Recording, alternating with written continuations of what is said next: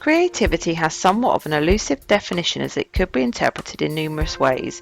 Creativity could be defined as an imaginative activity fashioned so as to produce outcomes that are both original and of value. The four key features of creativity outlined are that it must be imaginative, purposeful, original and of value. Berry discusses that the process of creativity is making something in the moment that was not there before. This is linked with Pappett's concept of constructionism, which promotes learning by making when they are consciously engaged in constructing a public entity. My 5-year-old son enjoys Minecraft, and this is defined as creative, as he is making something original and imaginative, and it has value to him. Creative teaching is the act of engaging learners through exploration and imaginative inquiry, which can be described as adults acting all the time to adapt to their teaching methods whilst engaging with the curriculum. This is supported by Berry as he discusses that good teaching is essentially a creative process. Looking at Bronfenbrenner's ecological model, the teacher is placed within a child's microsystem. The microsystem refers to a child's constant interactions, relationships and influences. Therefore, looking at this model, we can predict that if the teacher is engaged and modelling creativity, this will promote children's own creative learning. He believed that teaching and learning would be transformed and ICT could enable personalised creative learning for children. From this information, government policy states that all learning must be personalised to ensure it is effective, essential and creative. It offers teachers a greater freedom within the classroom, which allows for creative teaching, which in turn promotes creative learning.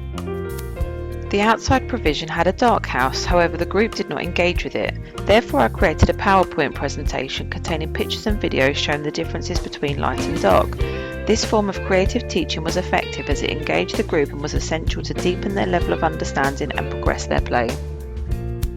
Often teachers lack confidence when working creatively. This is often due to the pressure to meet targets, and it creates less effective learning. Creative teaching is paramount within early year settings, as the Development Matters document states that adults must model the creative process, showing your thinking about some of the many possible ways forward. Creativity in education can be associated with free expression, but this creates difficulties as it is often the belief that children are running around all day not focused. The computing sessions that I observed were teacher-led and did not offer the children a purposeful opportunity to work with technology. Upon reflection, it was planned as a tick-box exercise. This technology was selected by the teacher, therefore it does not meet the requirement of the early years framework, as the child has not selected the technology themselves. This approach can be detrimental as it limits the ability to allow children to create meaning for themselves. This activity shows the effective use of BBOTS as it offers cross-curricular links and is a purposeful use of technology.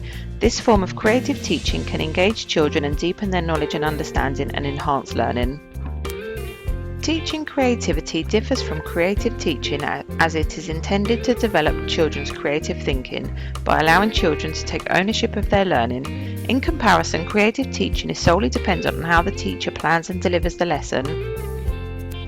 Teaching creativity has been described as developing children's abilities to acquire, practice and experiment with ideas, skills or information.